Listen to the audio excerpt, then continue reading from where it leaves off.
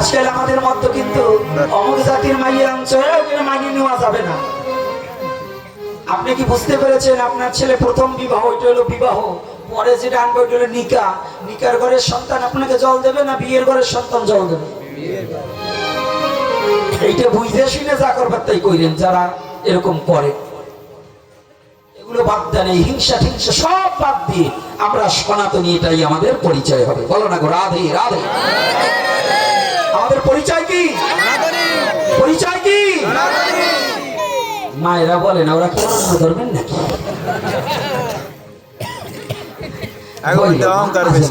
এমনি ঝগড়ার সময় কত পারো, আজকে একটু বইল। এইবার দেখো, হ্যাঁ কায়দা আছে, হরি নামে আছে সবই, তোরা যাহা চাবি তাহাই পাবি। বলো না গো রাধে রাধে। হরি নামে নাই এমন কোনো জিনিস নাই। তাই আজকে যখনই ব্রহ্মাস্ত্র নিক্ষেপ করেছে এদিকে উত্তরা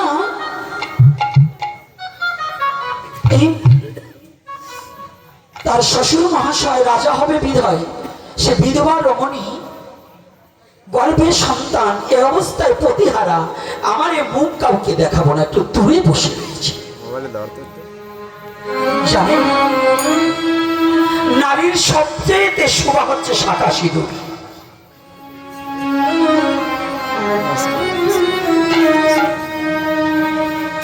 আর ফুলের শোভা বাগ বাগিচা, যদি বাগানের মধ্যে থোকায় থোকায় ফুল ফোটে তাহলে চমৎকার লাগে, ফাঁকা জায়গায় একটা ফুল ফুটলে তাকে চমৎকার দেখায় না, লাগে মা?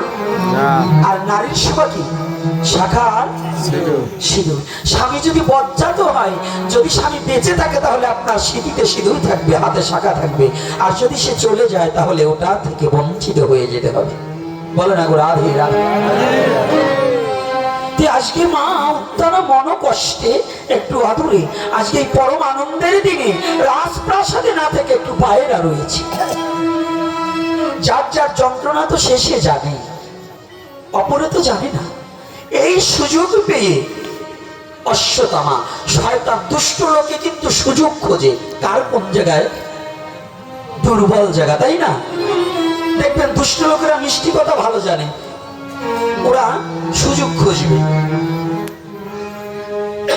চিনি মিষ্টি বটে, খেলেই সুগার বাড়বে, নিম পাতা তিতা হলেও অনেক রোগের উপকার হবে, এটা জানতে হবে।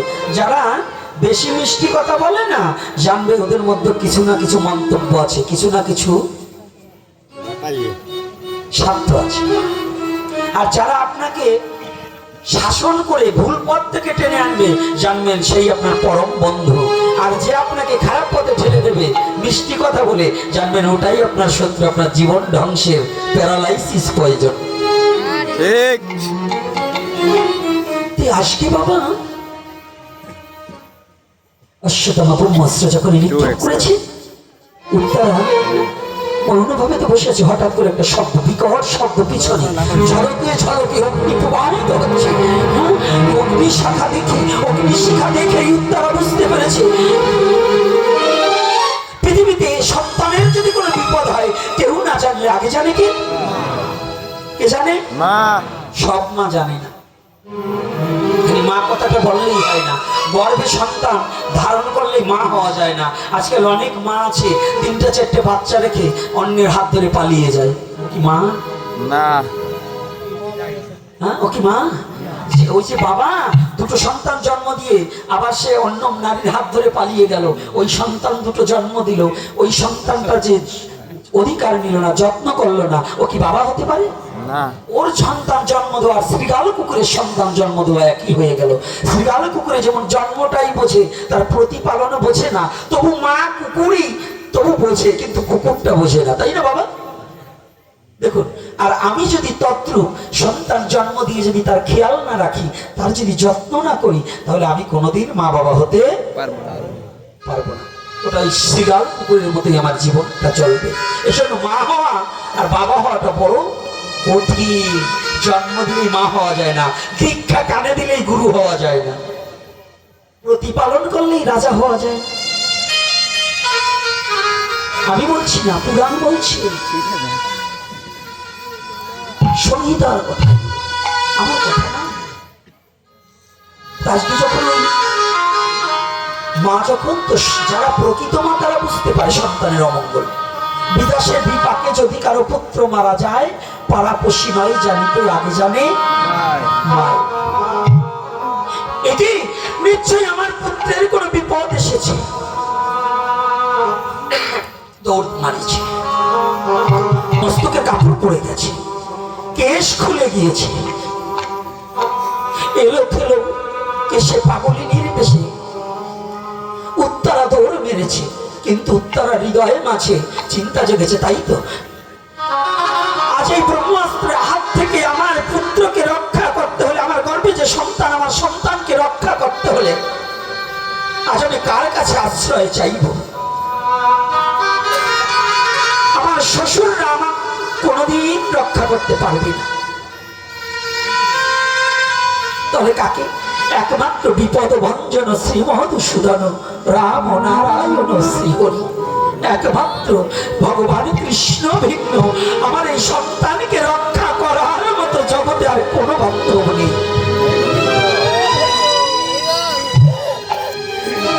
উত্তরা চিৎকার করছে আর কাঁদছে, কৃষ্ণ কেশব কৃষ্ণ কেশব কৃষ্ণ কেশব ত্রাহি মাম, কৃষ্ণ কেশব কৃষ্ণ কেশব কৃষ্ণ কেশব রক্ষমা, কৃষ্ণ কেশব কৃষ্ণ কেশব কৃষ্ণ কেশব রক্ষমা, কৃষ্ণ কেশব কৃষ্ণ কেশব কৃষ্ণ কেশব ত্রাহি মাম। কৃষ্ণ, একটিবার আমার বিপদ কালে আমার সন্তানটাকে তোমার চরণে প্রসাদ করে দিলাম, কৃপা করে তুমি গ্রহণ করো। প্রসাদ মানে নৈবেদ্য না, প্রসাদ মানে কৃপা।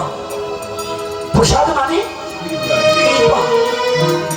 আমরা তো নৈবেদ্যটাকে প্রসাদ মনে করি, কিন্তু না, প্রসাদ মানে কৃপা। হ্যাঁ, ওটাও কৃপা, অর্থাৎ ভগবানের কৃপা করে তার কৃপা দৃষ্টি ওই ফল প্রসাদে যখন ফেলে ওটা প্রসাদ হয়। এজন্য তার কৃপাকে বলা হয় কি? প্রসাদ। তুমি কৃপা করে একটু গ্রহণ করো দয়াময়। আমি নৈবেদ্য রূপে আমার গর্ভের সন্তানটা তোমার চরণে নিবেদন করে দিলাম। নিবেদন মানে কি? সমর্পণ করা। নিবেদন মানে কি? সমর্পণ। রাধে রাধে। নিবেদন মানে সমর্পণ। আপনি বহুবিধ বেদ মন্ত্র উচ্চারণ করলেন, কিন্তু প্রেম নাই, ভক্তি নেই, কাজ হবে কি বাবা? কাজ হবে? নিবেদন মানে সমর্পণ। যখন সমর্পণ করেছে, যদি কোনো ভক্ত করে কৃষ্ণে আত্মসমর্পণ, কৃষ্ণ তাকে করে আত্মসমর্পণ। আত্মসমর্পণ না হলে কৃষ্ণ কাউকে গ্রহণ করে না।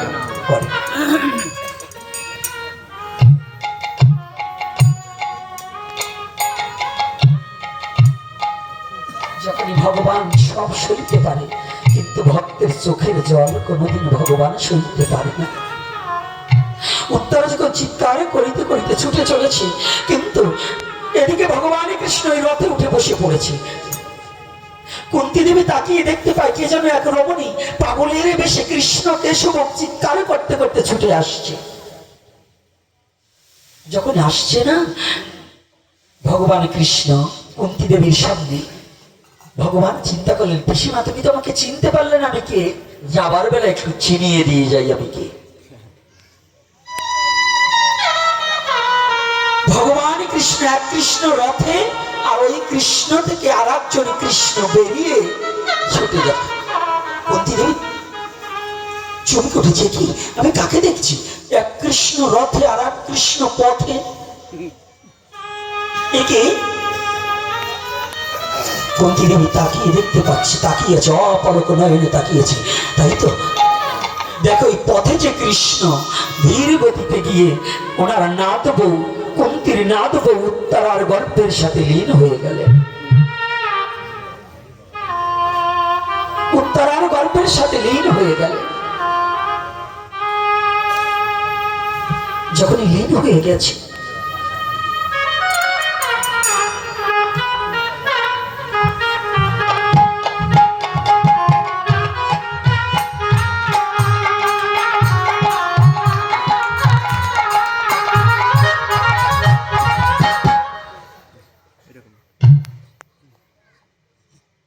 আরো আছে নাকি? হ্যাঁ, প্রশ্ন তো একটা দুটো না, মেলা লেখছো। প্রত্যেকটা প্রশ্নে 5,000 করে দেওয়া লাগতো, তো এত লেখতা না। ভাও পাইছো তো, সনাতন ভাও পাইলে খুব কায়দা ধরে।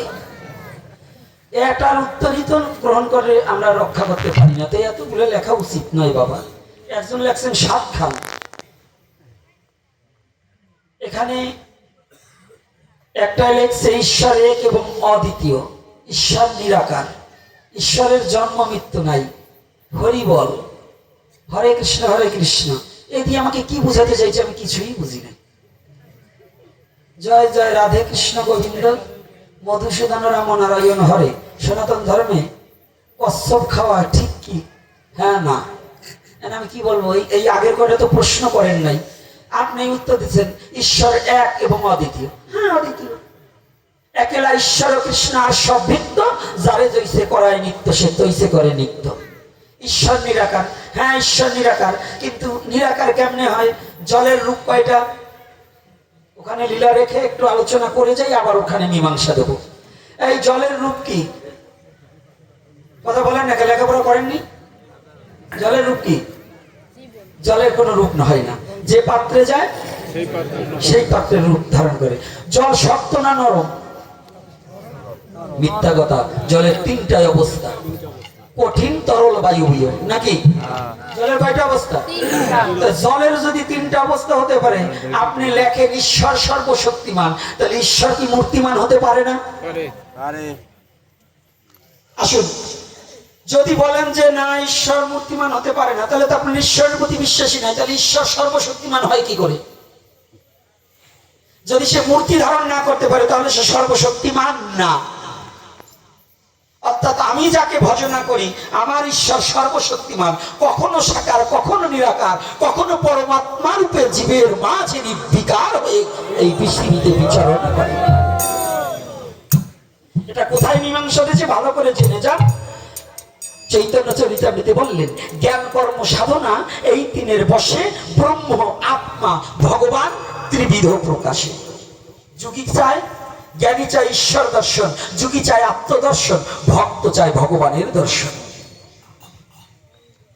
একই জল তরল ছিল, বাষ্প হয়ে, সাগরের জল বাষ্প হয়ে বাতাসের সাথে উড়ে গিয়ে হিমালয় পর্বতে ঢেকে গেল, হিমালয়ে গিয়ে জমাট বেঁধে সে বরফ হয়ে গেল।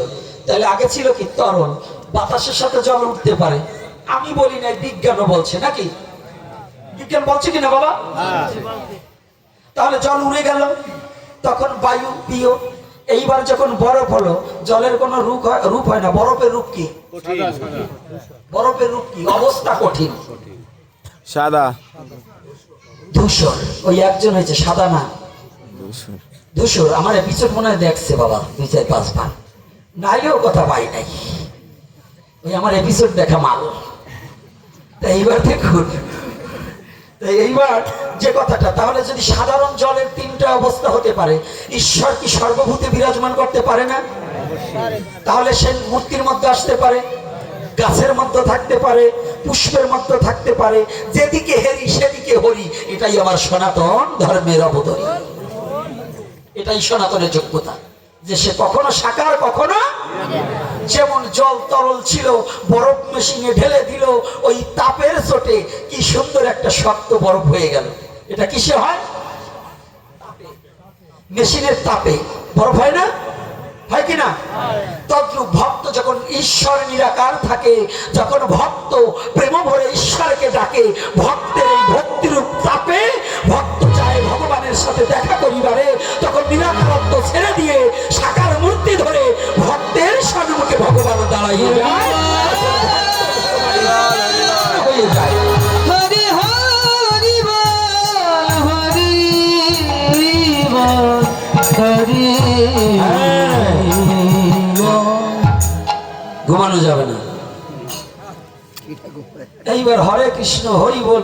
আরে নাম তো করবি রে বাবা, কোনটা কোন নামের ফল? ওটা না, যে নামে যার বিশ্বাস রে ভাই, সেই তার আসল নাম। যেই নামে যার বিশ্বাস রে ভাই, সেই তার আসল নাম। নাম করতে হবে, হরি বল বল। আর হরে কৃষ্ণ বল আর রাধে কৃষ্ণ বল বলতে হবে। তবে বলা যাবে না ওই নামে শক্তি কম এই নামে শক্তি বেশি, এটা বলার কোনো অধিকার আমার নেই। সেটা তার কোন নামে এত নাম, তার কোন নামে যে কোন শক্তিটা আমি কি বলবো? যদি ভক্তে ডাকে তো ওই নামেই হয় তার মুক্তি, নাকি? রাধে রাধে। এইবার বলছে সনাতন ধর্মে কচ্ছপ খাওয়া, আর কচ্ছপ তো দূরের কথা, মুরগি খাওয়া বৈধ নাকি? পাড়া খাওয়া বৈধ নাকি? এগুলো খাওয়ার জন্য না, যাক এই কচ্ছপ টচ্ছপ খাওয়া যাবে না। বাবা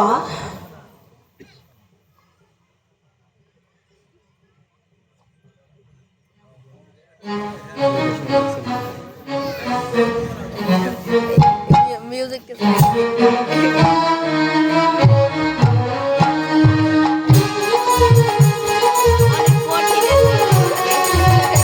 এই প্রশ্নের উত্তর পরে হবে। আজকে আরো দুটো প্রশ্ন করছে গান। এই মা এখন উঠবা না, এখন উঠো কেন? বসা, নাহলে টাকা 500 দিয়ে যাবা। ও 501 টাকা না? হ্যাঁ, ওই যে পণ্ডিত কে 501 টাকা। এবার শোনো, বিনা পয়সা সার্ভিস দিচ্ছি আর না খাইয়ে চলে যাবা, তা হবে না। কালী পূজায় মদ এবং তিননাথের মেলায় গাঁজা সেবন করা উচিত কিনা? সিঁদুর যদি স্বামীর প্রতীক হয় তাহলে সনাতনী নারীদের কপালে তিলক দেওয়া উচিত কিনা? সিঁদুর হচ্ছে প্রাকৃত জগতের স্বামীর প্রতীক, আর তিলক হচ্ছে অপ্রাকৃত জগৎ স্বামীর প্রতীক। তিলক এবং সিঁদুর দুটোই পরিধান করিতে হবে সধবাদের জন্য। আবার বিধবারা সিঁদুর পরিলেন না। আজকাল আবার ওই সধবাচ্চা বিধবারাই ভুরু ফেলা বেশি করে, তো এজন্য লালটি পোড়াই বেশি নেবার চায়। ওদিকে আর কথা বাড়াবো না, নাইলে বলবেন যে গোসাই খেলে আমাদেরই বলে, তো ওদিকে যাব না। ভালো করে শুনুন, কালী পূজায় মদ এবং তিননাথের মেলায় গাঁজা লাগতে পারে। কালী পুজোয় তো বাঁশও লাগে, বাঁশ লাগে না? কলা গাছ চারা লাগে না? কলা গাছ লাগে না? এখন যদি গাঁজা যদি প্রসাদ হয় তাহলে কলা গাছও প্রসাদ। তার সাথে তিননাথের মেলায় কিন্তু শুধু গাঁজা দেয় না, আর একটা জিনিস দেয়। কি দেয়? বেল পাতা দেয়, তৈল দেয়, দেয় না বাবা? কি আপনারা সত্য কথা বলেন, দেয় কিনা? তাই আপনারা যারা এই যে কিছু গাঁজা করেছে ওরা খালি গাঁজাটাকেই প্রসাদ বলে, তাই বেল পাতা প্রসাদ না? ওটাও শিবের পূজায় লাগছে। গাঁজাটা শিবের চরণে দেয় নাই, ওটা কলকিতে ধরাই দিছে। বেল পাতা তো শিবের চরণে দিছে, তাই গাঁজার চেয়ে বড় প্রসাদ বেল পাতা। যারা প্রসাদ হিসেবে তিননাথের মেলায় গাঁজাকেই প্রসাদ হিসেবে গ্রহণ করে, ওকে ধরিয়ে ধরিয়ে একটু ওই বেল পাতার রস আর ঘন ঘন তিননাথের মেলা দেবেন। 3 মাসে একটা না তিননাথের মেলা দেবেন আর বেল পাতার রস খাওয়াই দিবেন। পুরো সাধু হয়ে যাবে। হ্যাঁ, পুরো সাধু হয়ে যাবে। ওরে বাবা রে, কে সাধু হইলে কি হয়? কিচ্ছু থাকবে না তোমার। তাতে ওটিয়ে না তোলাই নিয়ে গরিব হতে পারে, কিন্তু সাধু হতে পারে না। সাধু সব থাকতে হবে। ভাবেন কি ত্যাগ করিলে শুধু নারী, তাতেই কি হয়? ব্রহ্মচারী না? নারী ত্যাগ করলাম, পরের বাড়ির বেড়া ভেঙে বেড়াইলাম, ওরে ব্রহ্মচারী রে। এই শয়তানি মনোভাব থাকতে হবে, এটা হলো আমাদের শয়তানি মনোভাব। এগুলো নয়, নারী ত্যাগ করলেই সাধু হওয়া যায় না যদি ভজন সিদ্ধ না হওয়া যায়। বলো না গো রাধে রাধে। খালি মালা তিলক পরে বললেই সাধু পাবেন তা না। শয়তানের দল মাঝে মাঝে মালা তিলক পরে ওই কি এড়াবার জন্য। কি আছে না বাবা? বলেন, এরকম হয় না?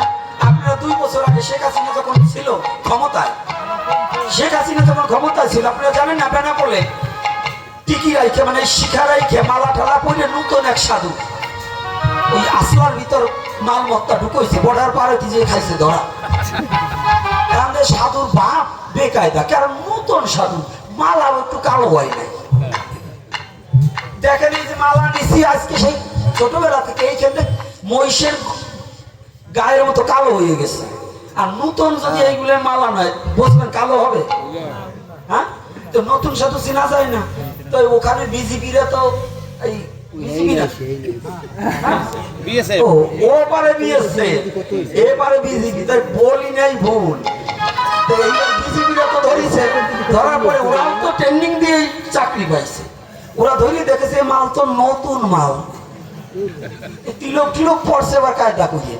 তো ধরার পর এখন ব্যাগ চেক করে দেখ এই কায়দা মতো জিনিস, অবৈধ জিনিস পাইছে। ধরিয়ে যখন বসাইছে কয় ও আল্লাহ। দেখেন নাই সংবাদে পত্রিকা দিয়েছিল শেখ হাসিনা তখন ক্ষমতায় ছিল। ওই বর্ডারে। তো এই যে কিছু শয়তানরা অপকর্ম করার জন্য সাধুর বেশ ধারণ করতে পারে, তাতে প্রকৃত সাধুর কিছুই আসে যায় না। আসে না। প্রকৃত সাধু যে সে সাধু থাকবে, আর প্রকৃত সাধু হতে হলে শয়তানি বুদ্ধি ত্যাগ না করলে সাধু হওয়া যাবে না। এই জন্য কি বলছে জানেন, আমার একটা গান মনে পড়ে গেছে, গাবো? হ্যাঁ?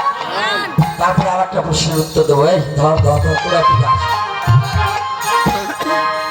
ছাগলে কি বুঝতে পারে ভাগবতের কথা? এই সকলে কি বুঝতে পারে ভাগবতের কথা? ও ছাগলে কি বুঝতে পারে ভাগবতের কথা? সকলে কি বুঝতে পারে ভাগবতের কথা? আচ্ছা, বৃষ্টি আসলে এদিক ওদিক, বৃষ্টি আসলে এদিক ওদিক, বৃষ্টি আসলে এদিক ওদিক ডাকে আর ঘুরায় মাথা। সকলে কি বুঝতে পারে ভাগবতের কথা? সকলে কি বুঝতে পারে ভাগবতের কথা? ছাগলের খাবার দেখো কাঁচা ঘাসার ফ্যান, আচ্ছা ভাতের মা মালপোয়ার লুচি পুরি তারা চিনবে কেন? ও মনে তারা চেয়ে কেন? ও মন তারা চেয়ে কেন? ছাগলের খাবার দেখো রাস্তার দুর্বা ঘাসার ফ্যান, মালপোয়ার লুচি পুরি তারা চিনবে কেন? ও মনে তারা চেয়ে কেন? ও মন তারা চেয়ে কেন? ওরা কুরমা পুনা মনে করে, বাবুলা মনে করে কুরমা পুনা মনে করে পায়ের নিচে দুর্ভালো করা। সকলে কি বুঝতে পারে ভাগবতের কথা? সকলে কি বুঝতে পারে ভাগবতের কথা? দেখো ছাগলেরা মরে কিছু মানুষ হইয়াছে, নিজের দোষ রাখিয়া গোপন শুধু পরের দোষ খোঁজে। তারা পরে শুধু পরে দোষ। আছে কিনা এরকম লোক আছে না? যেমন আমি একজন, আপনাকে বলছি না, আমার কথাই বলছি। ছাগলেরা মরে কিছু মানুষ হইয়াছে, নিজের দোষ রাখিয়া গোপন পরের দোষ খোঁজে। তারা পরে দোষ খোঁজে, তারা পরে দোষ খোঁজে। ওরা নিজের পিঠ বাঁচাবার জন্য, নিজের পিঠ বাঁচাবার জন্য, ওরা নিজের পিঠ বাঁচাবার জন্য মুখে কয় ধর্মের কথা। সকলে কি বুঝতে পারে ভাগবতের কথা? সকলে কি বুঝতে পারে ভাগবতের কথা? অথবা গোপী বলে হায় রে মানুষ হৌরে হুঁশিয়ার,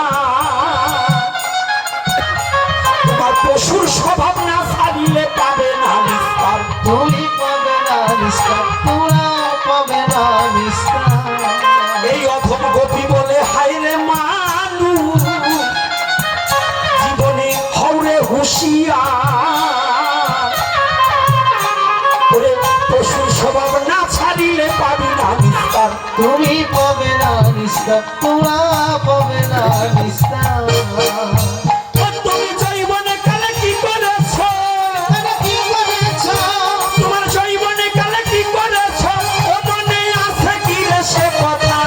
সকলে কি বুঝতে পারে ভাগবতের কথা? সকলে কি বুঝতে পারে ভাগবতের কথা? কালী পূজায় মদ ছাড়া কি কালী পূজা হয়? ধীরে ধীরে এই প্রশ্নের জবাব দিতে হয়।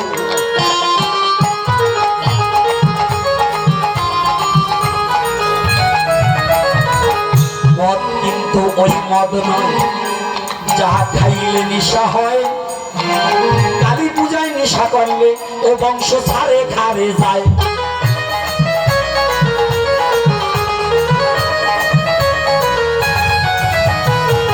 সনাতন ধর্ম সাত্বিক মতে পূজা করতে হবে, অনবিচারে বংশ নাশ হইতে তোমার পাবে।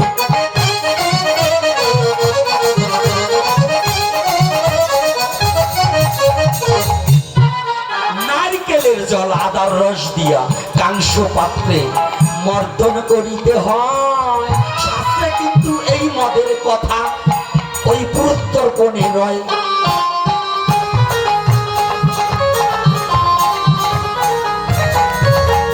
কিন্তু আজকাল সমাজে কিছু দুষ্ট ব্রাহ্মণ আর যুব সমাজ মিলে বাজার থেকে নেশার মদ এনে কিন্তু গেলে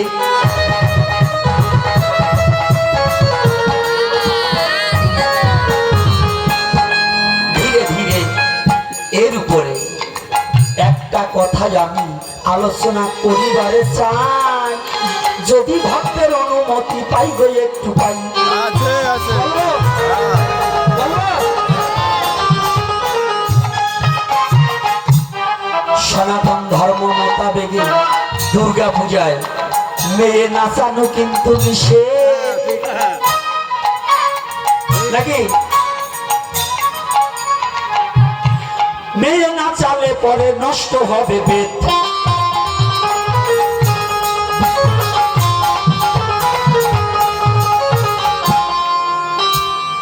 এই যে দুর্গা পূজা কালী পূজায় টাকা ভাড়া করে এনে মেয়ে এনে নাচানো হয়, এই শর্ট প্যান্ট পরাইয়ে মেয়ে নাচাও, তুমিও নাচো, এটা সম্পূর্ণ অবৈধ এবং অধঃপতন,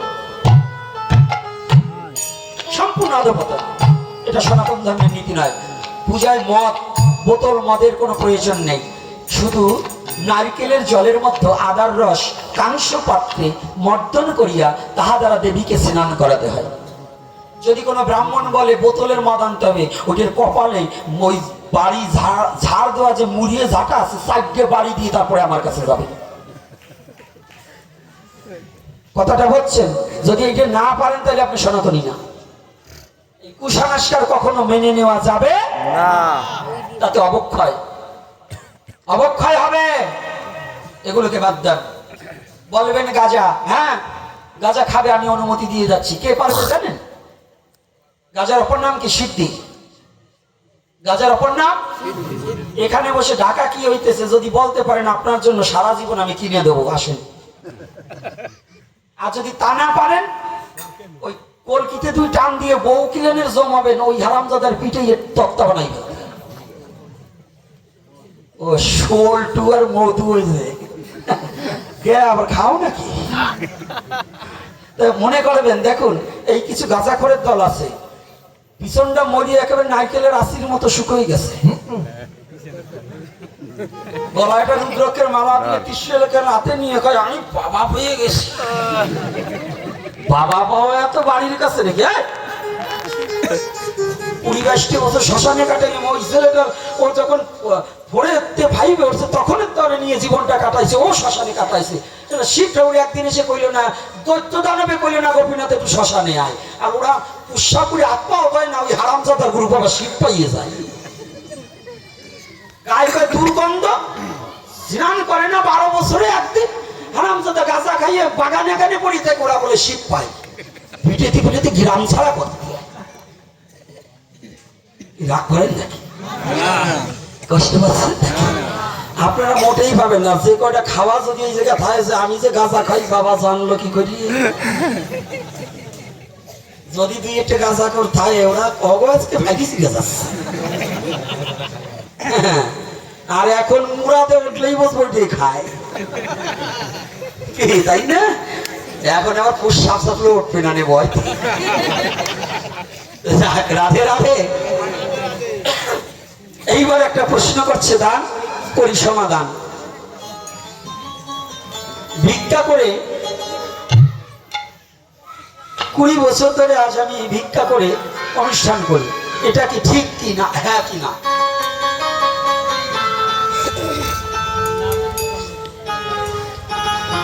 ভিক্ষা করে অনুষ্ঠান করা যাবে যদি এটা হ্যাঁ, তবে একটা কথা আছে, ভিক্ষা ভিক্ষা করা এক মুষ্ট চাল যদি সংসারের কোনো কাজে লাগে তাহলে তোমার পাপ ভক্ষণ করা হবে, ওই অনুষ্ঠান করা তোমার জন্য বৈধ নয়। ভিক্ষাবৃত্ত অর্থ যদি সংসারে ব্যয় করা হয় সেটা কিন্তু ওই সংসারের শত্রু হয়ে দাঁড়াবে। ভিক্ষা হবে দুজন ব্যক্তি, প্রাকৃতিক জগতে যার অর্থবিত্ত নাই সেই ব্যক্তি, আর একজন হচ্ছে যিনি সংসার ত্যাগী। আর একজন ব্যক্তি ভিক্ষা করতে পারবে যার সব থাকিতেও কাঙাল হয়ে দাঁড়ে দাঁড়ে ভিক্ষা করে অহংকারকে বর্জন করার জন্য যদি ভিক্ষাবৃত্ত করে তার জন্য ভিক্ষা প্রশস্ত, না হলে একজনের ভিক্ষা করে করা উচিত নয়। তবে যদি ভিক্ষা করে এনে ওই টাকাটা ভক্ত ভগবানের সেবায় লাগিয়ে দেওয়া যায় ওই ভিক্ষা প্রশস্ত হয়ে দাঁড়ায়। বলো না গোরা আর এই কথাটা আপনারা কষ্ট পাচ্ছেন না? ভিক্ষা করে এনে নাম যজ্ঞের নামে, দুর্গা পূজার নামে, বিভিন্ন অনুষ্ঠানের নামে ভিক্ষা করে এনে যদি সুদে টাকা লাগায় আর জমি রাখা হয়, এটা অভিশাপ হয়ে আপনার একদিন জীবনে ক্ষতি হয়ে যেতে পারে। কথাটা কি বুঝতে পারছি?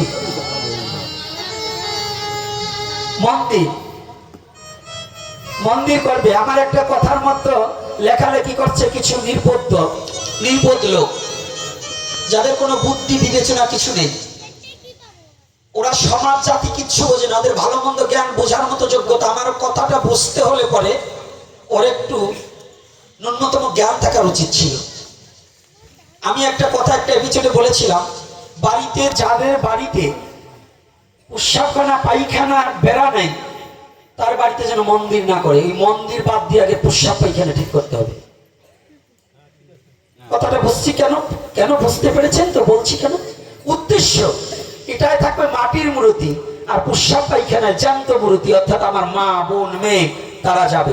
এই বেড়াটা যদি ভাঙা থাকে পরপুরুষে তার ইজ্জত দেখলে এটা কি ঠিক হবে? সেইটা এই কিছু বদমাশগুলো আমার ওই কথাটারে কেটে সেটা আবার সারা শুরু করছে। আবার এইটার বিরুদ্ধে কিছু রাক্ষসের দল আছে, ওই রাক্ষসগুলো আবার বিভিন্ন লেখালেখি করতেছে। তাই লেখালেখি করে আমার কিচ্ছু করতে পারবি না। অর্থাৎ আমি ওই ভয় পাই না, সত্য যেটা সত্যই বলবো। আপনারা কি চান? মায়েরা কি বলেন? মন্দির টাইলস দিয়ে করা হলো কিন্তু এই বাড়িতে প্রস্রাবখানায় বেড়া নাই, এই যে এতগুলো মেয়ে ছেলে আসছে এরা কোথায় যাবে? এদের ইজ্জত যদি এখন টর্চ লাইট মেরে দেখে তাহলে এই মন্দির শ্রেষ্ঠ না ওই প্রস্রাবখানাটা শ্রেষ্ঠ? বলুন কোনটা? তাহলে আগে যার পরিবেশ সঠিক না করবে তার জন্য ওই সাধু সাজার কোনো প্রয়োজন নেই। যার স্ত্রী কাপড় পরতে পারে না, উনি গাঁজা টান দিয়ে চিতয়ে পড়ি ভোলানাথ হবে, ওই সাধুটা আমার দরকার করে না। আমি সেই সাধুকে চাই যার সংসার জীবন গড়েছে ওই মাটা যেন দেবীর মর্যাদা পায়। নারী কোনো ভোগ বিলাসের বস্তু নয়, নারী শুধু ভোগের বিষয় বস্তু নয়, ওই নারী দেবীর সম্মান দিতে হবে, যার দ্বারা আমার সনাতন ধর্ম প্রজনন কেন্দ্র। নারী হচ্ছে ক্ষেত্র আর পুরুষ হচ্ছে বীজ। নারী ছাড়া বীজের কোনো মূল্য থাকে না। তাই নারীকে অবহেলার চোখে ভোগবিলাসের বস্তু না দেখে তাকে দেবীর সম্মান দিয়ে যে পুরুষ না দেখতে পারে সে কোনোদিন পুরুষ নয়, কাপুরুষ। কি রাগ হচ্ছেন নাকি? বলুন কথা। তাহলে এখানে আগে পরিবেশটাকে গঠন করতে হবে। তাহলে দেখুন এই মন্দির ভিক্ষা করে করা যাবে। তবে আমরা সনাতনী তো কৃপণ, ভিক্ষা গেলে বিভিন্ন রকম কথা বলি, কেউ একটু ভালো চোখে এগিয়ে আসি না। এই যে একটা অনাথ আশ্রম, পাশে একটা অনাথ আশ্রম আছে, যে বাবাজি ওনার নাম কৃষ্ণরঞ্জন ব্রহ্মচারী, সম্পূর্ণ সম্পত্তিটা আশ্রমের নামে দান করে দিয়েছেন। আমি ধন্যবাদ জানাই। তো বাবার সাথে কথা বললাম, ওই সরকারি অনুদান একটু টুকটাক আসে, আর বাংলাদেশে তো সনাতনীদের সরকারি অনুদান খুব কম আসে, দেয় না। কিন্তু এত সনাতনী থাকতে এই দেশে এত, ওখানে যে কটা অনাথ ছেলে মেয়ে আছে, আপনাদের এইখানে আসছেন অনেক অর্থবিত্তশালী লোক আছেন, অনেক টাকা 5ই আগস্টের পরে অনেক ব্যবসায়িক টাকা অনেক সন্ত্রাসী খেয়েছে, অনেকের টাকা নষ্ট হয়ে গেছে, অনেকের টাকা কত হারিয়ে যায় না, ব্যবসায় লস যায় না। কিন্তু দুর্গাপূজার সময় যদি একটু সুরিতবান ব্যক্তি যদি এসে ওই বাচ্চাদেরকে একটু নতুন জামা কাপড় দিতে পারেন, একদিনের খাবার খরচাটা যদি দিতে পারেন। ওরা তো মৎস্য খায়, আরে আপনারা তো খান। আপনার কি হৃদয়ে একটু যদি মানুষ হন, আপনার হৃদয়ে তো একটু চেতনা শক্তি জানা উচিত যে আমি যত ভালো খেতে পারছি, কিন্তু ওরা যে অসহায়, ওদের যে বুকে টেনে নেওয়ার মতো কেউ নেই।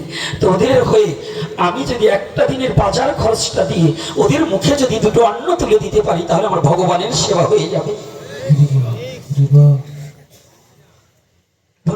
এই সাধুদের খাইয়ে কোনো লাভ নেই।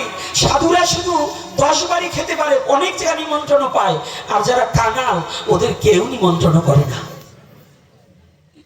দেখুন, আপনি দেখুন, যারা সমাজপতি, যারা ধনাঢ্য ব্যক্তি, তাকে সবাই নিমন্ত্রণ করে, যারা গরিব দুঃখী তাকে কেউ নিমন্ত্রণ করে না। কি মা?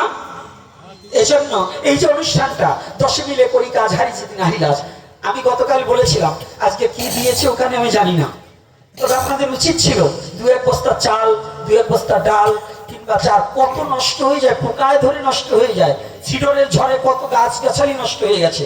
অথচ 50 খান ইট, 100 ইট দিয়ে কিংবা এই অনুষ্ঠানটা যাতে করতে পারে, এভাবে একটু সহযোগিতার হাত বাড়িয়ে দিয়ে 1 বস্তা চালে কয় টাকাই লাগবে না, 2000 টাকাই লাগবে। এভাবে যদি 50টা লোক যদি একটু সহযোগিতার হাত বাড়িয়ে দিতেন, তাহলে অনুষ্ঠান করতে কি গায়ে লাগে? কি লাগে? আমাদের লাগে না। তবে ওই যে আমি যে কথাটা বলছি, আমাদেরও হাতেরটা একটু বাড়িয়ে দিতে হবে। আর একটা জিনিস জেনে রাখতে হবে, আমাদের স্বভাবটা যেন ভিক্ষাবৃত্ত না হয়। স্বভাবটা যেন ভিক্ষাবৃত্ত না হয়। আমরা শুধু ভগবানের সেবার নিমিত্তে কাঙাল হয়ে চেয়ে এনে করা যাবে। আমার কথাই কিন্তু কেউ কষ্ট পেলে ক্ষমা সুন্দর দৃষ্টিতে রাখবেন। তাই আজকে আবার আস, যখন কৃষ্ণ গিয়ে লীন হয়ে গেছে, কুন্তী দেবী দেখতে পেলেন, কি আমারই নাতবো। এদিকে কৃষ্ণ গর্ভে লীন হয়ে গিয়ে ওই ভ্রণরূপে পরীক্ষিত যে আছে, ওই ভ্রণটাকে বক্ষে জড়িয়ে ধরে বসে আছে।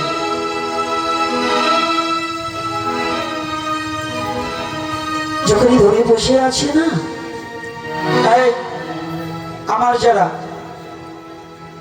তোমরা একটু ভিক্ষা যাও ওই পিছন থেকে, মানে এটা দক্ষিণাও বলতে পারেন, ভিক্ষাও বলতে পারেন, যার যেমন সামর্থ্য আছে দেবেন, তবে চতুরতা করবেন না,